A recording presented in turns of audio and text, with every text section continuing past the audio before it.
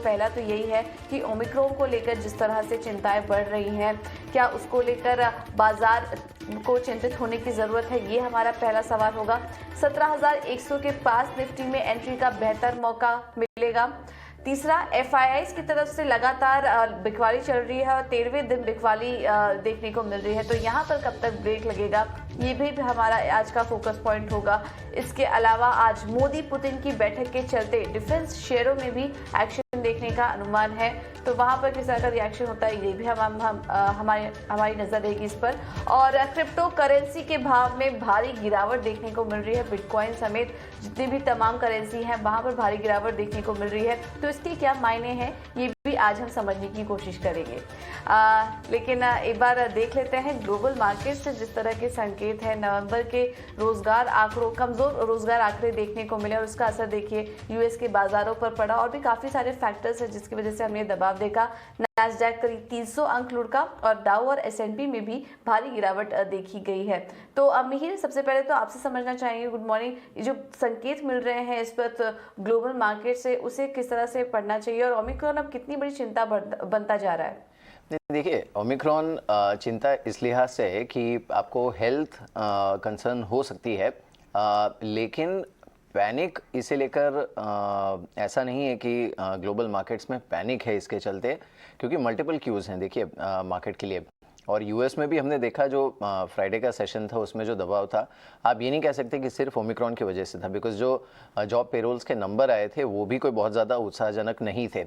भारत में दूसरी अच्छी चीज़ ये हुई है कि स्थिति अभी काबू में है, हालांकि 21 मामले सामने आए हैं, लेकिन देखिए एक तो वैक्सीनेशन की रफ्तार काफ़ी तेज़ हुई है, सभी राज्य सरकार जो है वो तेज़ी से कॉन्टैक्ट ट्रेसिंग भी कर रही है। तो इसके चलते क्या हो रहा है कि अभी तक ऐसा नहीं लग रहा है कम से कम कि मामला आउट ऑफ हैंड जा सकता है। दूसरा, ये महीना ख़त्म होते होते हो सकता है सरकार की तरफ से बूस्टर डोज को लेकर भी फैसला लिया जाए।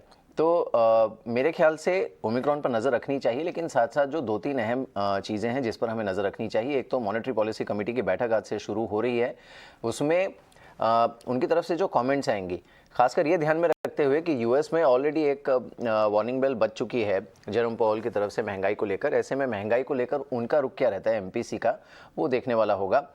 इस पूरे हफ्ते आपको डिफेंस स्टॉक्स पर नज़र रखनी चाहिए।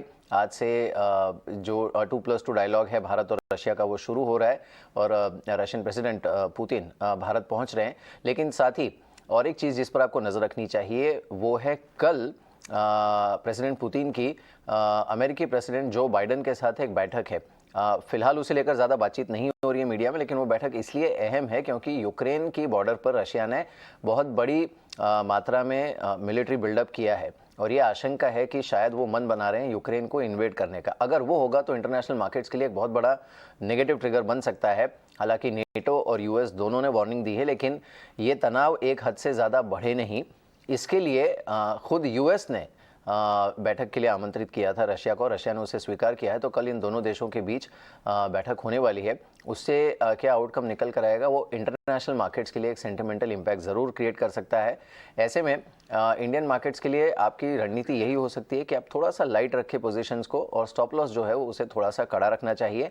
लेकिन जहाँ तक 17,000, 17,050, 17,100 तक का दायरा ऊपर की तरफ इंडेक्स डिफेंड कर जाता है या फिर निफ्टी डिफेंड कर जाता है, आपको डरने की ज़रूरत नहीं है। जो आपने एफआईएस की बिकवाली की बात की, हाँ ये सही है, लेकिन आप सामने देखिए जो डीआईएस की बाइंग है इट इज़ ऑलमोस्ट मैचिंग जो सेलिंग एफआईएस की तरफ से हो रही है। तो उससे लिक्विडिटी को लेकर या फिर मनी फ्लो को लेकर एटलीस्ट डोमेस्टिक मार्केट में कोई बहुत बड़ी कंसर्न नहीं है।